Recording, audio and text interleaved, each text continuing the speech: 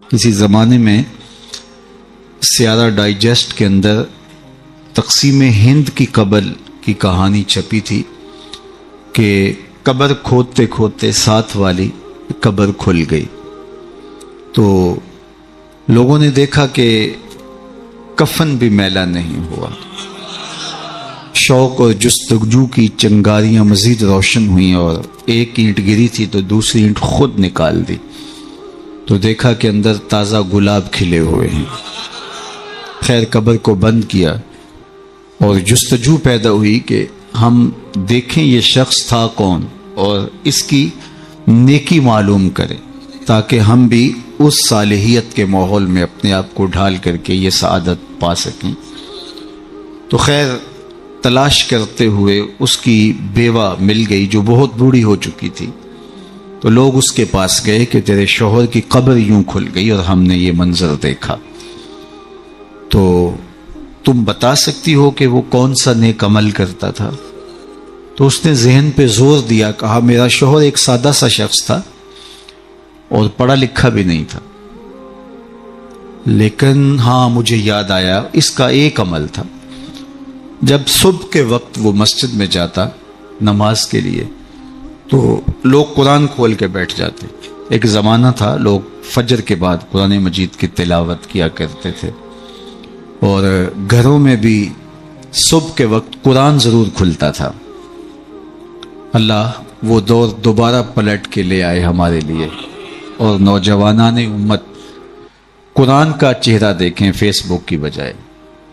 تو وہ ایک زمانہ تھا، تو جب سارے لوگ قرآن کھول کے بیٹھ جاتے تو اسے بڑی تکلیف ہوتی کہ کاش میں بھی قرآن پڑھا ہوتا، تو یہ بوجھل قدموں سے گھر پلٹتا اور طاق پہ رکھے ہوئے قرآن مجید کے نسخے کو اتارتا، کھولتا، چومتا، پڑھنا تو آتا نہیں تھا، تو ایک ایک سطر پہ انگلی پھیرتا اور کہتا مالک مجھے پتہ نہیں کیا لکھا ہے، جو لکھا ہے حق لکھا ہے۔ پھر دوسری سطر پہ انگلی رکھتا اور کہتا مالک یہ بھی سچ لکھا ہے۔ پھر تیسری سطر پہ انگلی لے آتا، کہتا مالک یہ بھی سچ لکھا ہے۔ تو اس طرح انگلی پھیرتا چلا جاتا اور یہ کہتا چلا جاتا مالک یہ بھی سچ ہے، یہ بھی سچ ہے، یہ بھی سچ ہے، یہ بھی سچ ہے۔ تو شاید اس کی قبر میں جو چراغاں ہوا ہے، اس کی قبر میں خوشبو پھیلی ہے، گلابوں کا موسم تم نے دیکھا ہے، تو قرآن سے محبت کی اس کے سبب ہوا ہے۔ یار جو قرآن مجید کو پڑھنا بھی نہ جانتا ہو، اس کی زیارت کر کے اس اذعان اور یقین کے ساتھ انگلی رکھ کے کہے کہ یہ اللہ کا سچا کلام ہے، تو اس کی قبر میں خوشبوئیں پھیل جاتی ہیں، اور جس نے ساری زندگی قرآن کی خدمت کی ہو اللہ اس کو کتنی رحمتوں سے نوازے گا اور کتنی کرم نوازیاں اللہ اس کا مقسوم کرے گا۔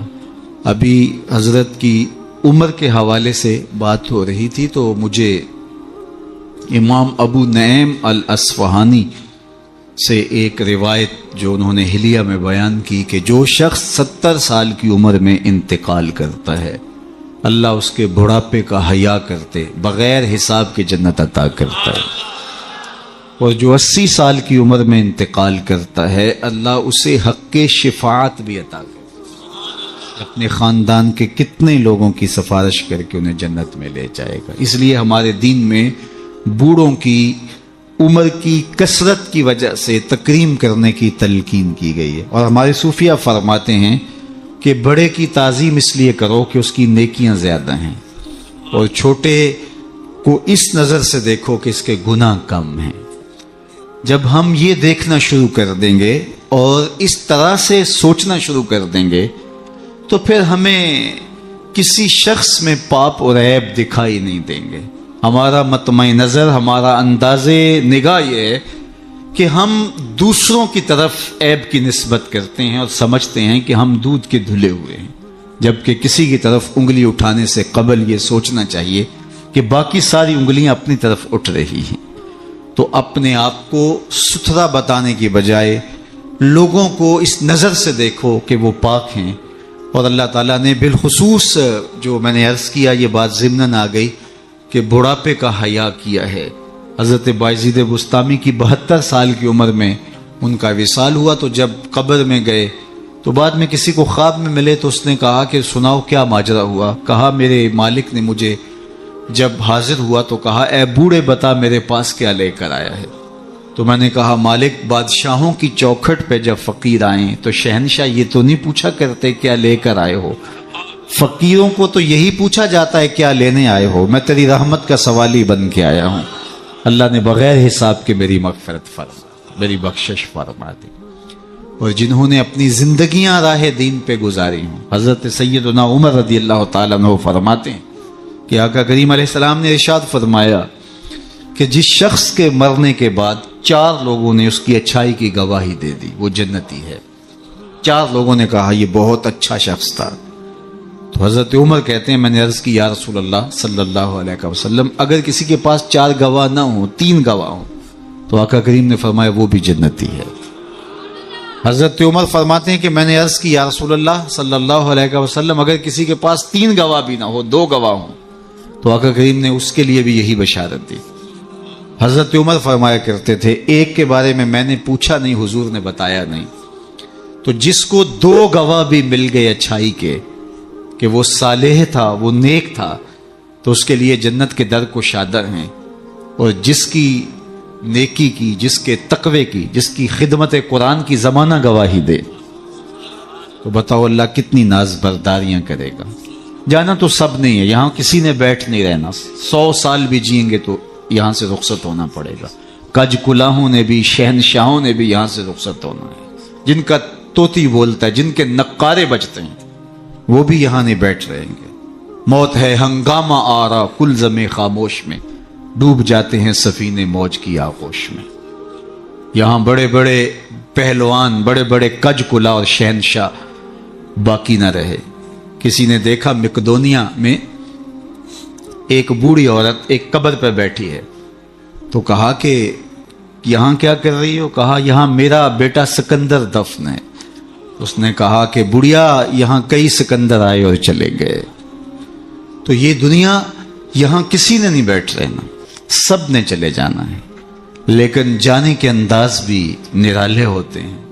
ایک وہ ہوتے ہیں کہ جب جاتے ہیں تو لوگ کہتے ہیں خس کم جہاں پاک جان چھوٹی، اور بہت بات لوگ کریں گے اور مروتاً کچھ کہیں گے بھی، تو بعض کہتے ہیں جی ساڑھے نال تے چنگائی سی، مطلب کیا ہے کہ وہ اچھا آدمی نہیں تھا، جیسے میرے ساتھ اس نے زیادتی نہیں کی، ہمارے ساتھ تو اچھا ہی تھا۔ تو وہ کیسا شخص ہے کہ جس کے بارے میں اچھائی کے لفظ بولنے کے لیے بھی لفظوں کو تراشنا پڑے کہ لوگ کہیں کہ یہ غلط بیانی کر رہا ہے، اور وہ کتنا خوش نصیب ہے کہ جس کی تعریف کرتے ہوئے بے جھجک لفظ بولنے سے جو ہے وہ انسان شرمندگی محسوس نہ کرے کہ اس کی زندگی اس طہارت میں، اس پاکیزگی میں، اس عفت میں بسر ہوئی کہ اس نے ساری زندگی راہ خدا میں زندگی گزار دی۔ تو جاتے سبھی ہیں لیکن کسی کا جانا سرخروئی کا جانا ہوتا ہے۔ موت کسی کے لیے بھیانک خواب ہوتا ہے اور کسی کے لیے یہ خوشگوار اور خوبصورت انداز ہوتا ہے، وصل حبیب کا ذریعہ ہوتا ہے۔ حضرت بلال حبشی رضی اللہ تعالی عنہ کا جب وقت آخر آتا ہے تو آپ کی زوجہ آپ کے سرہانے بیٹھی تھی، جو ہی سانس ٹوٹنے لگی تو اس نے کہا واہ حسرتا ہو، ہائے افسوس میرا شوہر مجھ سے جدا ہو رہا ہے۔ تو حضرت بلال حبشی نے پلٹ کے دیکھا اور اپنی زوجہ سے کہا یہ تم کیا بول رہی ہو؟ کہا ہاں آپ مجھ سے جدا ہو رہے ہیں۔ فرمایا یہ حسرت بڑے لمحے نہیں ہے، یہ دکھ کی کہانی نہیں ہے، بلکہ میں تو اپنے آقا محمد عربی سے ملنے جا رہا ہوں۔ تو یہ وصل محبوب کا ذریعہ ہے۔ حضرت یعقوب علیہ السلام، حضرت ابراہیم علیہ السلام کے پاس جب ملک الموت آئے اللہ کی طرف سے پیغام لے کر کے، تو انہوں نے کہا کہ میں قبض روح کے لیے آیا ہوں۔ حضرت خلیل نے کہا کہ عجیب بات ہے، میرا رب مجھے اپنا خلیل بھی کہتا ہے۔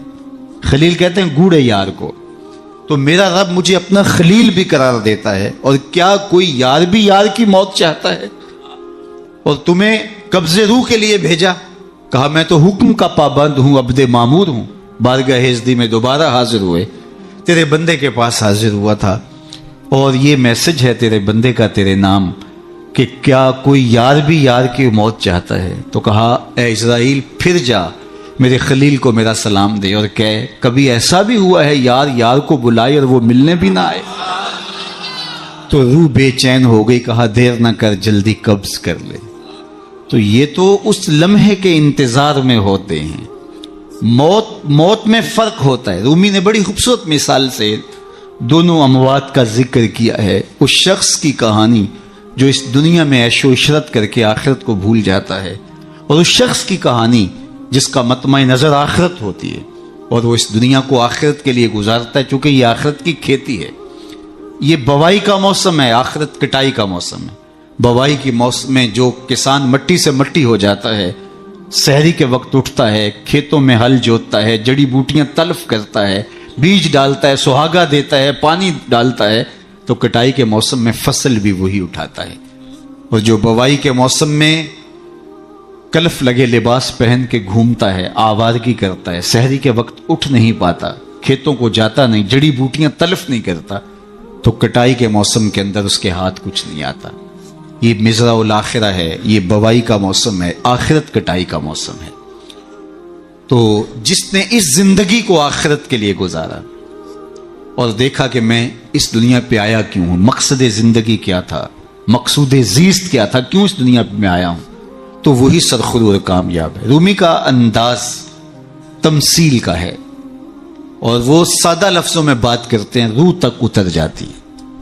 اور یہ ان کو اللہ نے ملکہ عطا کیا ہے. اور یہی کمال ہوتا ہے، یہ نہیں ہے کہ 3 گھنٹے کی تقریر ہو اور نتیجہ کچھ بھی نہ نکلے. بات یہ ہے کہ آپ بات کریں لیکن بات روح میں کھبتی چلی جائے، لہو خورشید کا ٹپکے اگر ذرے کا جگر چیرے. تو حضرت رومی کو یہ فن آتا ہے، وہ سوز و ساز کی کائنات کا بادشاہ، اور وہ تمثیل سے بہت ادق اور دقیق مسائل سمجھانے کا فن جاننے والا. اس بہت بڑی حقیقت کو ایک مثال سے سمجھاتے ہیں. کہتے ہیں دیار مصر میں کوئی علاقہ تھا، اور جہاں کا سیاسی نظم یہ تھا کہ وہ سال کی آخری تاریخ کو اپنے بادشاہ کو کسی جنگل میں پھینک دیتے اور پہلی تاریخ کو ساحل پہ آ جاتے. سب سے پہلے ان کے ساحل پہ جو شخص آتا اس کو اپنا بادشاہ مان لیتے. کہیں جمہوری طریقہ ہوتا ہے، کہیں صدارتی نظم ہوتا ہے، ان کا نظام یہ تھا، رکھا تھا. اور جو بھی تخت نشین ہوتا وہ بھول جاتا کہ میرے ساتھ کیا ہونے والا ہے، اس کو پہلے دن بتا دیتے کہ 1 سال کے لیے تو تخت نشین رہے گا، اور اس کے بعد تجھے اس جنگل میں پھینک آئیں گے جو جزیرے کے دوسری سمت ہے، اور اس میں موذی جانوروں کا رین بسیرا ہے اور تھوہر اور کانٹے دار درخت ہیں. لیکن وہ بھول جاتا وہ تخت کی لذتیں اور اس کا سرور اور اس کا نشہ ہی ایسا ہوتا، اسے یاد ہی نہ رہتا کہ سال کے بعد میرے ساتھ کیا ہونے والا ہے. اور جو ہی سال کی آخری تاریخ ہوتی زنجیروں میں جکڑ کے ادھر پھینکتے، پھر روتا ہے مجھے تم کہاں لے جا رہے ہو. ایک مرتبہ وہ اپنا پرانا بادشاہ پھینک کر کے نیا بادشاہ لینے ساحل پہ آئے، تو جو شخص سب سے پہلے ساحل پہ اترا وہ تاجر شخص تھا.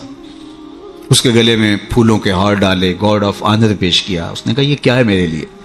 کہا کہ یہ ہمارا دستور ہے، ہم سال کی پہلی تاریخ کو یہاں سے حکمران لیتے ہیں اور آخری تاریخ کو دوسری جانب پھینک آتے ہیں.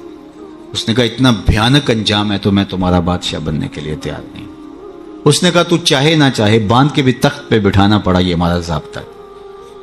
عجیب کہانی. اس نے کہا میں تو تاجرانہ غرض سے آیا ہوں، میں تو کوئی امور سلطنت اور سیاست سے آگاہ ہی نہیں ہوں. اس نے کہا ہمارے بندے لگے قوانین ہیں، اس کے ساتھ آپ نے کام کرنا ہوگا، اور اس نے کہا ہر صورت میں جو ہے وہ تجھے یہ کرنا پڑے گا. پھنس گیا. اس نے کہا اچھا مجھے یہ بتاؤ کہ سال بھر میری بات تو مانو گے؟ انہوں نے کہا ہاں آپ حکمران ہیں، لیکن آپ قوانین میں تحریف نہیں کر سکتے، ترمیم نہیں کر سکتے، تبدیلی نہیں کر سکتے، البتہ آپ کے انتظامی امور ماننے کے لیے ہم پابند ہیں. اس نے کہا ٹھیک ہے کوئی بات نہیں. تخت پہ بیٹھ گیا. رومی لکھتے ہیں کہ جو بھی تخت پہ بیٹھتا اور بغیر کسی محنت کے، بغیر کمپین چلائے، بغیر الیکشن لڑے، تو وہ تو پھر بھول جاتا خوشی سے اور عیش و عشرت کرتا. لیکن یہ پہلا شخص تھا جب تخت نشین ہوا تو اس نے کہا بلدیہ کے ملازمین بلائے جائیں. بلائے گئے. کہا جاؤ اس جنگل میں جہاں بادشاہوں کو پھینک کے آتے ہو وہاں کے کانٹے اور جھاڑیاں کاٹو. اور پولیس کے کمانڈوز بلائے. کہا جاؤ وہاں جا کے جو موذی جانور ہیں ان کو قتل کر دو. معمار بلائے. کہا جا کے وہاں خوبصورت محل بناؤ. مالی بلائے. وہاں جا کے باغ لگاؤ، پھل لگاؤ، پھولدار، سایہ دار، ثمردار درخت لگاؤ. حکومتی مشینری، پوری حکومتی مشینری، اس باغ کے کانٹے دار درخت کٹوانے، وہاں کے موذی جانور قتل کروانے، اور وہاں کنویں کھدوانے، محل بنوانے اور پھلدار پھولدار سایہ دار درخت لگانے میں صرف کر دی۔ جب سال کی آخری تاریخ ہوئی تو وہ جنگل جہاں بادشاہوں کو پھینکا کرتے تھے وہ جنگل نہیں رہا تھا، وہ ایک باغ بن چکا تھا۔ اور یہ زنجیریں لے کر آئے تو اس نے کہا مجھے زنجیریں نہ پہناؤ، میں خود چل کے جانے کے لیے تیار۔ اس لیے اس تخت پر بیٹھ کر کے وہ اپنے لشکر بھیج کے وہاں کے کانٹے، وہاں کے تھوہر، وہاں کے موذی جانور، وہاں کے خطرناک جانور جن کا وہاں رین بسیرا تھا ان کو کاٹتا رہا، قتل کرواتا رہا۔ تو اس نے کہا کہ میں خود چل کے جانے کے لیے تیار ہوں۔ رومی کہتے ہیں جو کافر ہے وہ دنیا کے تخت پہ، جو فاسق اور بدکار ہے وہ دنیا کے تخت پہ موج کرتا ہے، اور جب وقت آخر آتا ہے تو اس کو جب زنجیروں میں جکڑ کے لے جانا چاہتے ہیں فرشتے تو وہ کہتا ہائے مجھے کدھر لے جا رہے ہو۔ اور بندہ مومن، بندہ صالح اس دنیا کے تخت پہ آرام سے نہیں بیٹھتا، یہاں بیٹھ کے اپنے اعمال کے لشکر بھیج بھیج کے قبر کے کیڑے مکوڑے ختم کرواتا رہتا ہے، وہاں باغ لگواتا رہتا ہے، اور پھر جب وہ اس دنیا سے رخصت ہوتا ہے تو وہ کیڑے مکوڑوں کا گھر نہیں رہتا بلکہ روضۃ من ریاض الجنہ بن چکی ہوتی۔ اور وہ کہتا ہے دیر نہ کرو، مجھے جلدی لے جاؤ، میں خود چل کے جانے کے لیے تیار ہوں۔ ربعی بن حراش ساری زندگی ہنسے نہیں، فرماتے تھے کیا خبر میرا انجام کیا ہوگا۔ جب تک یہ یقین نہ ہو کہ میرا انجام کیا، اتنی دیر تک دھڑکا لگا رہے، ڈر لگا رہے۔ یہ مسلمان کی زندگی ہے، مومن کی زندگی ہے۔ ابھی ملیکہ فرماتے ہیں کہ میں 30 اصحاب رسول سے ملا ہوں، بخاری کتاب الایمان اٹھائیے، 30 اصحاب رسول سے ملا ہوں، اور ہر ایک اپنی آخرت کے بارے میں سخت فکر مند تھا۔ ہم تو 4 نمازیں پڑھ لیں تو ہم سمجھتے ہیں کہ ہمارے جیسا زمانے میں کوئی نہیں، اور بے نمازیوں کو حقیر جاننے لگ جاتے ہیں۔ 30 اصحاب سے ملاقات ہوئی ہے اور یہ ڈرتے رہتے تھے کہ میرا انجام، رنگا رنگ سہیلیاں پرن کڑے پر پریا اس نہ جانیے جس دا توڑ جائے۔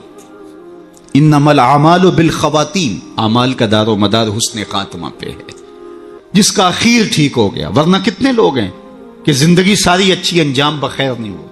ہمارے سامنے بلعام بن باورا کی مثال موجود۔ بنی اسرائیل کا مستجاب الدعوات ولی تھا، ہاتھ پھیلا کے دعا مانگتا تو ہاتھ منہ پہ بعد میں پھیرتا، قبولیت پہلے ہو جاتی۔ لیکن پھر اسی کے بارے میں قرآن نے کہا نا مثلہ کمثل الکلب، اس کی مثال کتے کی مثال، زبان لٹک گئی، زمین چاٹتا تھا، نبی کے خلاف ہاتھ اٹھا دیے، سمجھا میں مقبول بارگاہ ہو گیا۔ اللہ اکبر، انجام ٹھیک نہیں ہوا۔ اس لیے میاں صاحب بولے پڑھنے اتے مان کرینا تے نہ آکھی میں پڑھیا، او جبار کہار صداوے متا روڑ دے وے دودھ کڑیا۔ جب تک انجام بخیر نہ ہو۔ بایزید بستامی سے ایک بڑھیا نے کہا تھا کہ میرے گدھے کی 2 مچھی ہے یا آپ کی داڑھی اچھی ہے؟ کہا فی الحال نہیں بتا سکتا، یہ تو مرنے کے بعد ہی بتا سکتا ہوں۔ تو جب تک انجام بخیر نہ ہو اللہ سے دعا مانگے کہ اللہ خاتمہ ایمان پہ کرے۔ ساری زندگی دین کی راہوں کے مسافر رہیں، اور جب سانس ٹوٹ رہی ہو محمد عربی کا کلمہ زبان پہ جاری، آخری قول کلمہ طیبہ کا ہو ہمارے لبوں کے اوپر۔ ربی بن حراش ساری زندگی مسکرائے نہیں، فرماتے تھے کیا خبر انجام کیا ہوگا۔ اللہ اکبر۔ خیر وقت آخر تو آنا ہی تھا، تو جب آخری وقت آیا تو ان کے بھائی ربی بن حراش نے کہا جاؤ، غسال کو بلا کے کہا میرے بھائی کو غسل دو۔ تو وہ غسل دینے داخل ہوا تو فوراً باہر آ گیا۔ اتنی جلدی؟ کہا یار تیرا بھائی بڑا عجیب ہے۔ کہا ہوا کیا؟ کہا نحنو نغتسلہ وہو یتبسم، ہم اسے غسل دیتے ہیں اور یہ آگے سے مسکرا رہا۔ اقبال نے کہا تھا نا نشان مرد مومن باتو گوئم چوں مرگائے تبسم بر لب اوست، آ تجھے اللہ کے بندے کی نشانی بتاؤں، جب موت آتی ہے تو اس کی پیشانی پہ ندامت کا پسینہ نہیں ہوتا، اس کے لبوں پہ کامیابی کی مسکراہٹ پھیل جاتی۔ کہا یا تیرا بھائی بڑا عجیب ہے، نحنو نغتسلہ وہو یتبسم، ہم اسے غسل دیتے ہیں وہ آگے سے مسکراتا ہے۔ کہا میرے بھائی نے قسم کی تھی جب تک اچھا انجام نہیں دیکھوں گا نہیں مسکراؤں گا۔ پورے شہر میں شور مچ گیا، ایک بندہ مرنے کے بعد مسکرایا ہے۔ بعض لوگ تو بہت خوش ہوئے، بعض نے کہا یہ گھڑی ہوئی کہانیاں ہیں، یہ مریدین کا اعتقاد ہے، ان کا حسن اعتقاد ہے، کیسے ہو سکتا ہے مرنے کے بعد مسکرائے؟ ایک بہت بڑا ہجوم جمع ہو گیا حضرت کی زیارت کے لیے. بعض لوگ تیکھے سوال لیے، بعض محض تماشائی، بعض سیدھا سیدھا انکار کر رہے ہیں. پورا بصرہ امڈ آیا. اتنے میں انہیں غسل دے کے چارپائی پہ ڈال کے کفن بھی ڈال دیا گیا تھا. جب لوگ گھر میں داخل ہوئے تو قبل اس سے کہ وہ سوال کرتے، امام ابو نعیم نے حلیہ میں لکھا، قاضی ایاز مالکی اندلسی نے الشفاء کے اندر لکھا، اور اس کو امام سہیلی نے روض الانف میں لکھا، اور بھی بہت سارے لوگوں نے لکھا. جب لوگ داخل ہوئے اور تیکھے تیکھے سوال تھے کہ یہ پوچھیں گے، یہ بات کریں گے، کیسے مسکرائے، سچ ہے، غلط ہے، جھوٹ ہے، اور یہ چارپائی پہ ڈالے جا چکے تھے، کفن اڑا دیا گیا تھا. جب لوگ داخل ہوئے تو انہوں نے کفن ہٹایا، ہاتھ باہر نکالا اور لوگوں سے مخاطبت کرتے ہوئے کہا السلام علیکم. لوگ حیرت میں ڈوب گئے، وعلیکم السلام اتتکلم بعد الموت، عجیب بات ہے، مرنے کے بعد باتیں کر رہے ہو؟ قال نعم اتکلم بعد الموت، ہاں ہاں مرنے کے بعد باتیں کر رہا ہوں. عرش فرش تے بانگا ملیاں تے مکے پہ گیا شور، بلے شاہ سا مرنا نہ ہی تے گور پیا کوئی ہور، فَلَنُحْيِيَنَّهُ حَيَاتًا طیبہ. اور اقبال کہتا ہے فطرت ہستی شہید آرزو رہتی نہ ہو، خوب تر پیکر کی اس کو جستجو رہتی نہ ہو، موت کو سمجھا ہے غافل اختتام زندگی، یہ ہے شام زندگی صبح دوام زندگی. فَلَنُحْيِيَنَّهُ حَيَاتًا طیبہ کا روپ ظاہر ہوا. ہاں ہاں مرنے کے بعد باتیں کر رہا ہوں. لوگوں نے کہا بتاتے رب نے تیرے ساتھ سلوک کیا کیا؟ تو ربی بن حراج جو فوت ہو گئے وہ بول کے کہہ رہے استقبلنی ربی غیر غضبان واستقبلنی بروح و ریحان. اس کے قدرت والے چہرے پہ کوئی غصہ نہیں تھا، اس نے روح و ریحان کے پھول میرے گلے میں ڈالے. لوگوں نے باتیں پوچھنا شروع کر دی. شکر ہے کوئی مرنے والا بول پڑا، کوئی ادھر کی بات کر رہا ہے، ادھر کی بات پوچھ رہا ہے. جب سلسلہ کلام طول پکڑنے لگا تو ربی بن حراش لکھتے ہیں، ربی بن حراش کہتے ہیں کہ اجلوا بی ولا تؤخروا بی لان ابا القاسم ينتظر علی الصلاۃ، دیر نہ کرو مجھے جلدی قبرستان میں لے جاؤ، تم مجھے باتوں میں لگا رہے ہو، امام الانبیاء میرے جنازے کا انتظار کر. اگر اپنی زندگی اس کی رضا کے مطابق گزارے گا تو تمہارا وہاں انتظار ہوگا.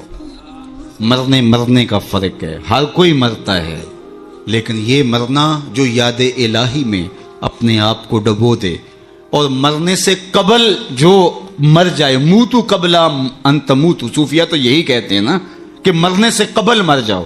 تو جب مرنے سے ہی قبل مر جائے تو الجبرے کا قاعدہ ہے نا کہ نفی جب نفی سے ضرب کھاتی ہے تو جمع کی صورت میں جواب آتا ہے.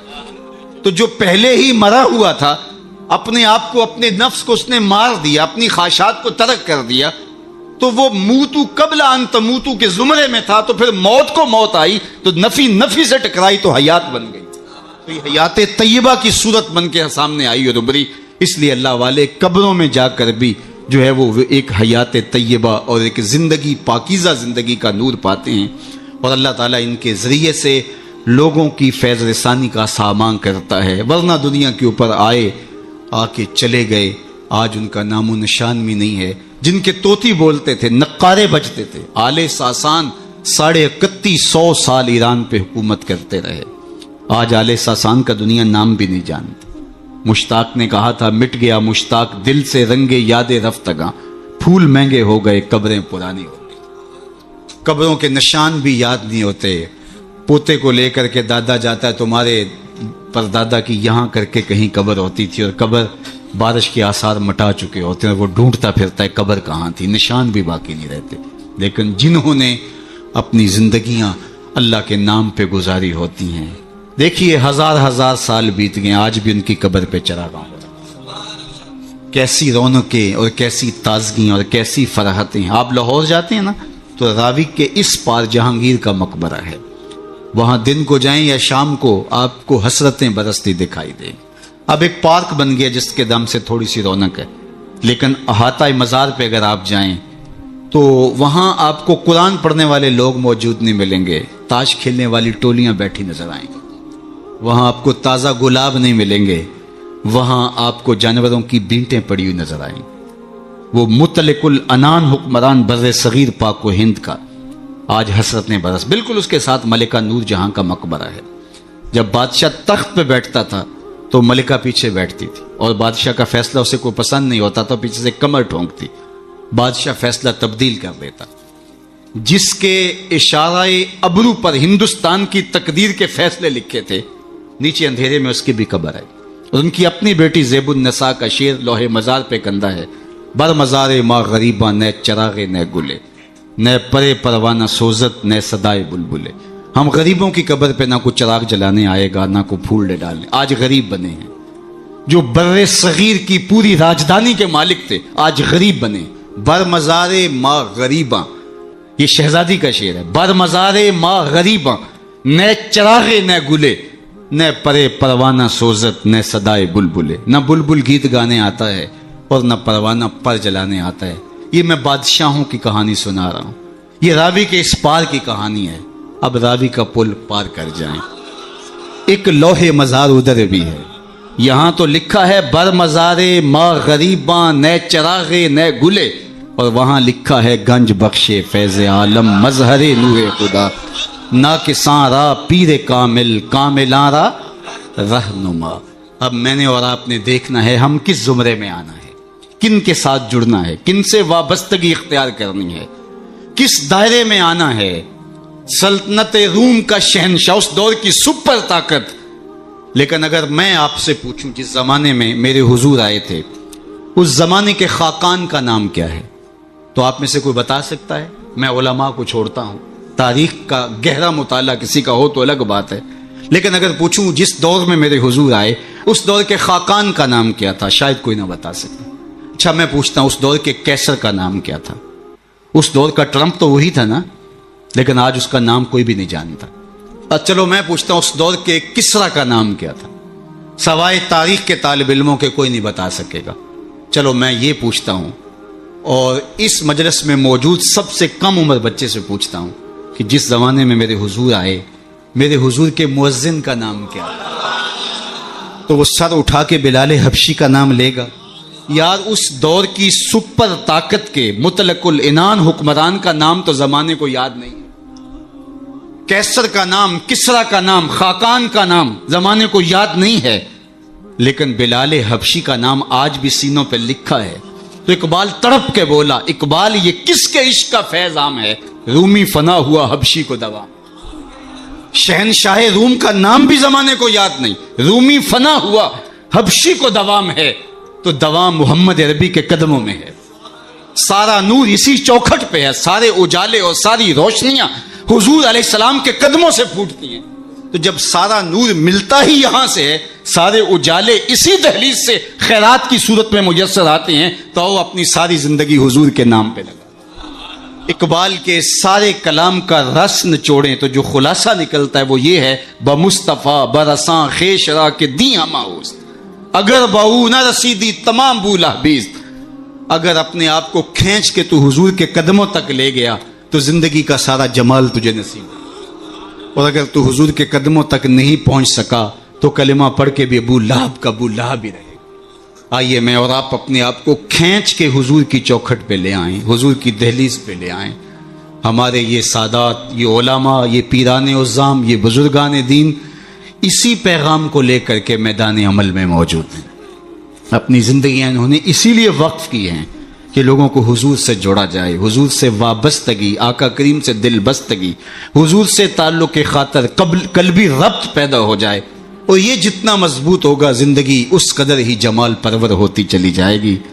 اللہ جل شانہ اپنی خاص عنایات کا حظ وافر اس آستان نور پہ شامل فرمائے، اور ہمارے قبلہ شاہ صاحب زیدہ مجدہو کو، ان کے برادران کو، ان کے خاندان کے جملہ افراد کو والد گرامی کے سائے کے اٹھ جانے سے جو کمی پیدا ہوئی، واقعہ ہوئی، اللہ اس پر انہیں توفیق صبر دے. ویسے تو والدین کی روحانیت ہمیشہ اولاد کے سر پہ رہتی ہے، اور ان کی برکتیں ہمیشہ اولاد کو نصیب ہوتی ہیں. اور اولاد اگر صالح ہو تو ماں باپ کو ان کی برکتیں جو ہے وہ نصیب ہوتی ہیں. جو 3 چیزیں چھوڑ کر جاتا ہے کوئی شخص، جو خاص طور پہ ایک حدیث میں آئی، اس میں وَوَلَدٌ صَالِحٌ يَدْعُو لَهُ، وہ اولاد ہے جو ماں باپ کے لیے دعائیں کرتی ہے. تو مجھے بتاؤ وہ والد کتنا خوش نصیب ہے جو اس مسجد کے قرب میں لیٹا ہوا ہے، کہ جن کی اولاد اور ان کے ماننے والے ان کے لیے دعاؤں کے سلسلے کو کبھی رکنے نہیں دیتے، اور کس قدر ان کے لیے محبتوں کی خوشبو اور پیار کی مہک ہے جو پھیلتی رہے گی، اور ان کی قبر میں ان کے اپنے جو ہے وہ لے جائے ہوئے اعمال اور قرآن کی محبت اور حضور سے نسبی نسبت وہ ان کے لیے کافی ہے۔ لیکن یہ اولاد کی طرف سے تحفہ روزانہ پھولوں کی شکل میں، گجروں کی صورت میں اور دعاؤں کی شکل میں جو ان کو پہنچتا رہے گا تو وہ کتنے آسودہ ہوں گے، کتنے خوش ہوں گے، اور برزخ کے جہان کے اندر جو ہے وہ اپنے دوسرے لوگوں کو کس طرح فخر سے کہہ رہے ہوں گے کہ یہ آج تحفہ میری اولاد نے مجھے بھیجا، یہ صبح کو بھی بھیجا تھا، دوپہر کو بھی بھیجا ہے، شام کو بھی بھیجیں گے، اور وہ وہاں بانٹتے رہیں گے اور نور و نکھت پھیلاتے رہیں گے۔ اس طرح اپنی اولادوں کو نیکی کی اور صالحیت کی راہوں پہ لگاؤ کہ مرنے کے بعد تمہاری قبر میں بھی چراغ ہوں، ورنہ ایسا نہ ہو کہ تمہاری اولاد تمہارا جنازہ بھی نہ پڑھ سکے۔ میں کتنے لوگوں کو جانتا ہوں جن کی اولاد نے اپنے ماں باپ کا جنازہ نہیں پڑھا۔ آپ کہیں گے یہ بہت بد قسمتی ہے، ہم نے تو نہیں سنا۔ ایسے لوگوں کو آپ بھی جانتے ہیں، یہ وہ لوگ ہیں جنہیں جنازہ آتا نہیں ہے، اور ساری زندگی لوگوں کے جنازوں میں رسماً کھڑے ہوتے ہیں، پھر ایک دن وہ رسم اپنے باپ اور اپنی ماں، اپنے بھائی، اپنی بیوی، اپنے بچوں کے لیے بھی ادا کرنا پڑتی ہے۔ اور مجھے بتاؤ وہ شخص کتنا بدبخت ہوگا کہ جو اپنے باپ یا اپنی ماں کے جنازے پہ کھڑا اور جنازہ نہیں پڑھ پاتا، رسماً کھڑا ہے دکھلاوے کے لیے، اور وہ کتنا خوش نصیب باپ ہے جس کا جنازہ اس کا بیٹا پڑھا رہا ہے، جس کے لیے اس کا بیٹا دعائیں کر رہا ہے، اور اس کا بیٹا اس کے لیے سحری کے وقت اٹھ کے آنسو بہا کے مغفرت و بخشش اور غفران کی التجائیں اللہ کی بارگاہ میں پیش کر رہا ہے۔ تو اپنی اولادوں کو صالحیت کے سائے میں لاؤ، نیک لوگوں کی صحبت میں رکھو، پاک لوگوں کے پاس بیٹھنا اٹھنا سکھاؤ، ان کو دین کی تعلیم دلواؤ، اور ان کو اچھے کردار کا حامل بناؤ، تاکہ قبر میں بھی چراغا رہے اور دنیا کے اندر بھی سکھ اور قرار اور تسکین نصیب ہو۔